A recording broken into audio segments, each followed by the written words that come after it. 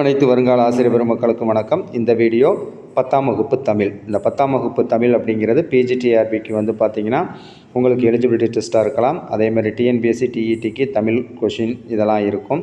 இப்போ இந்த வீடியோவில் வந்து பார்த்திங்கன்னா 10ஆம் வகுப்பில் கொஞ்சம் வந்து பார்த்திங்கன்னா தமிழ் பற்றின கொஷின் தான் பார்க்க போகிறோம்.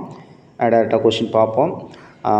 முதல் கொஷின், சாகும்போது தமிழ் படித்து சாக வேண்டும் என்றன் சாம்பலும் தமிழ் மணந்து வேக வேண்டும் என்று பாடியவர் கா. சச்சிதானந்தன். கா. சச்சிதானந்தன் பார்த்திங்கன்னா சாகும்போது தமிழ் படித்து சாக வேண்டும் என்றன் சாம்பலும் தமிழ் மணந்து வேக வேண்டும் என்று பாடியவர். அதே மாதிரி பார்த்திங்கன்னா அடுத்த கொஷின், ரெண்டாவது கொஷின், பெருஞ்சித்திரனார் அவர்களின் இயற்பெயர் துரைமாணிக்கம். துரைமாணிக்கம் அப்படிங்கிறது பெருஞ்சித்திரனாரோட இயற்பெயர். அதுக்கப்புறம் பார்த்திங்கன்னா பின் வருவனவற்றுள் எது பெருஞ்சித்திரனார் அவர்களின் படைப்பு அல்ல அப்படின்னு பார்த்திங்கன்னா கொய்யாக்கனி. உலகியல் 100, பாவிய கொத்து, மகபுக வஞ்சி இது எல்லாமே வந்து பார்த்திங்கன்னா பெருஞ்சித்திரனார் அவரோட படைப்பு. கொய்யாக்கனிங்கிறது அவரோட படைப்பு அல்ல. பின் வருவனவற்றுள் எது பெருஞ்சித்திரனார் அவர்களின் படைப்பு அல்ல அப்படின்னு சொல்லிட்டு அடுத்ததும் கேட்டிருக்காங்க. ஏற்கனவே கொடுத்த மாதிரி நூறாசிரியம், கனிச்சாறு, எண்சுவை 80 இது எல்லாமே வந்து பார்த்திங்கன்னா பெருஞ்சித்திரனாரோட படைப்புகள். குறிஞ்சித்திட்டு அவரோட படைப்பு கிடையாது. குறிஞ்சித்திட்டுக்கு வந்து பார்த்திங்கன்னா பாரதிதாசன்.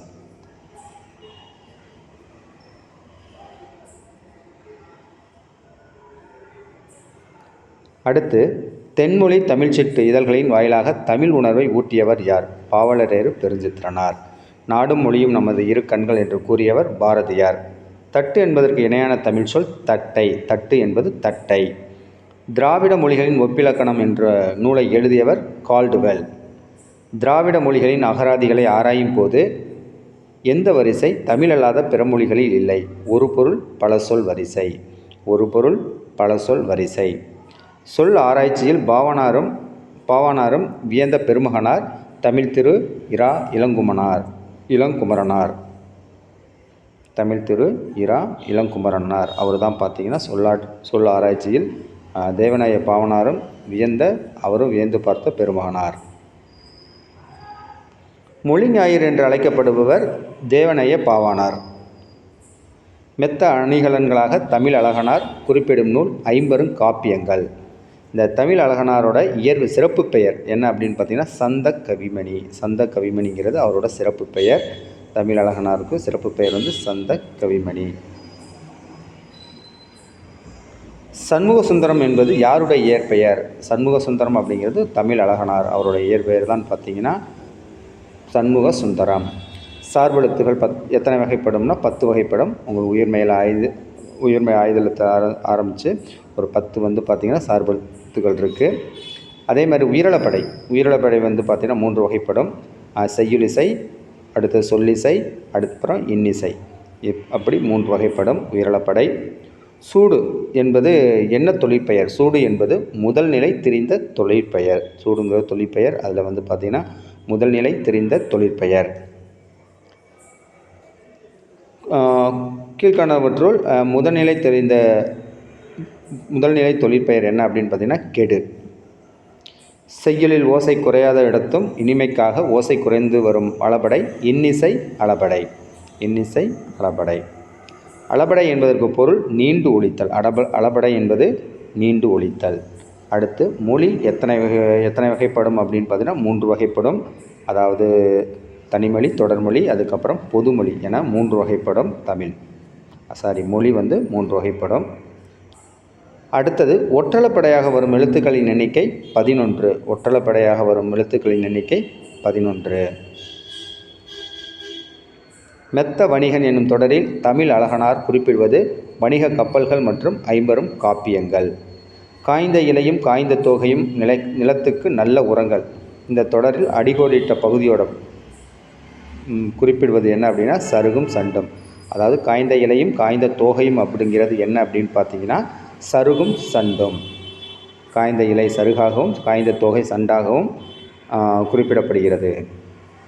என் தமிழ்னா இவற்றை எவ்வாறு பிரிப்பது அப்படின்னா என் தமிழ்னா அப்படிங்கிறப்போ எம் கூட்டல் தமிழ் கூட்டல் நா. என் அப்படிங்கிறது எம், தமிழ்னாங்கிறது தமிழ் கூட்டல் நா. எம் தமிழ்னா. எம் கூட்டல் தமிழ் கூட்டல் நா அப்படின்னு பிரிக்கணும். என் தமிழ்னா. கேட்டவர் மகிழ பாடிய பாடல் இது. இத்தொடர் இடம்பெற்றுள்ள தொழிற்பெயர் மற்றும் வினையால் அணையும் பெயர். தொழிற்பெயர் பார்த்திங்கன்னா பாடல், வினையாளனையும் பெயர் கேட்டவர். வேர்க்கடலை, மிளகாய் விதை, மாங்கொட்டை ஆகியவற்றை குறிக்கும் பயிர் வகை மணி வகை. இதெல்லாம் பார்த்திங்கன்னா வேர்க்கடலை, மிளகாய் விதை, மாங்கொட்டை இதெல்லாம் வந்து பார்த்திங்கன்னா மணி வகை. இதோட பயிர் வகைகள்லாம் பார்த்திங்கன்னா மணி வகை. 28வது கொஷின், வாயு வழக்கம் அறிந்து செறிந்தடங்கில் ஆயுள் பெருக்கம் உண்டா? வாயு வழக்கம் அறிந்து செறிந்தடங்கில் ஆயுள் பெருக்கம் உண்டாம். இப்பாடல் அடிகளுக்கு உரியவர் ஔவையார் சொல்லியிருக்கார். வாயு வழக்கம் அறிந்து செறிந்தடங்கில் ஆயுள் பெருக்கம் உண்டு அப்படிங்கிறத வந்து சொன்னவர் வந்து பார்த்திங்கன்னா வாயு வழக்கம் அப்படிது காற்று உங்களுக்கு உண்டு அப்படின்னு சொன்னவர் ஔவையார். அடுத்து 29வது கொஷின், திருமூலர் இயற்றிய நூல் திருமந்திரம். திருமூலரோட திருமந்திரம். மூச்சு பயிற்சியை உடலை பாதுகாத்து வாழ்நாளை நீட்டிக்கும் என்று கூறியவர் திருமூலர் தான் வந்து பார்த்திங்கன்னா மூச்சு பயிற்சி வந்து உடலை பாதுகாத்து வாழ்நாளை நீட்டிக்கும் என்று கூறியவர். காற்றுக்கு வந்து பார்த்திங்கன்னா 4 வகையான காற்றுகள் இருக்குது. கிழக்கிலிருந்து வீசுவது கொண்டல், மேற்கிலிருந்து வீசுவது கோடை. கிழக்கு கொண்டல், மேற்குனா கோடை, வடக்கில் வாடை, தெற்கில் தென்றல். இந்த தெற்கு வடக்கு இதெல்லாம் நமக்கு தெரியும். கிழக்கு வந்து பார்த்திங்கன்னா அதாவது வடக்கு அப்படிங்கிறப்ப வாடை காற்றாகவும், தெற்கிலிருந்து தென்றலாகவும், கிழக்கிலிருந்து கொண்டல், மேற்கிலிருந்து வீசும் காற்று கோடை. வண்டொடு புக்க மணவாய் தென்றல். இப்பாடல் அடி இடம்பெற்றுள்ள நூல் சிலப்பதிகாரம். வண்டொடு புக்க மணவாய் தென்றல். இப்பாடல் அடி இடம்பெற்றுள்ள நூல் சிலப்பதிகாரம். நந்தமிழும் தன்பொருணை நன்னதியும் சேர்பொறுப்பில் செந்தமிழின் பின்னுதித்த தென்றலே.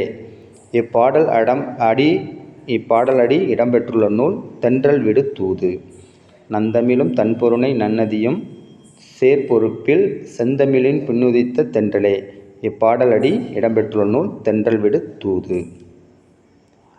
அடுத்த கொஷின், வலிமிகின் வலி இல்லை என்று கூறியவர் ஐயூர் முடவனார். இங்கே வலிங்கிறது காற்று. அந்த காற்று வந்து அதிகமாக இருக்கிறப்போ நமக்கு வந்து வலி இல்லை என்று கூறியவர் ஐயூர் முடவனார். வலிமிகின் வலி இல்லை சொன்னவர் ஐயூர் முடவனார்.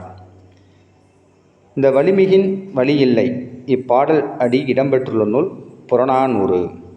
இப்பாடல் வந்து பார்த்திங்கன்னா புறநானூறு. இந்த பாட்டை பாடினவர் தான் நான் என்னென்னு சொல்லியிருக்கோம், முடவனார்.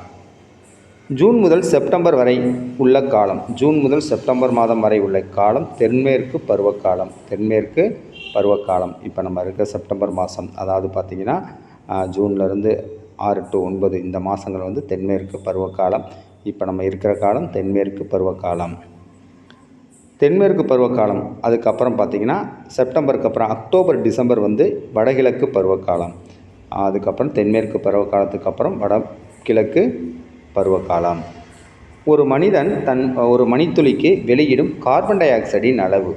ஒரு மனிதன் ஒரு மணித்துளிக்கு வெளியிடும் கார்பன் டை ஆக்சைடின் அளவு 12 முதல் 18 வரை. உலக காற்று நாள் ஜூன் 15.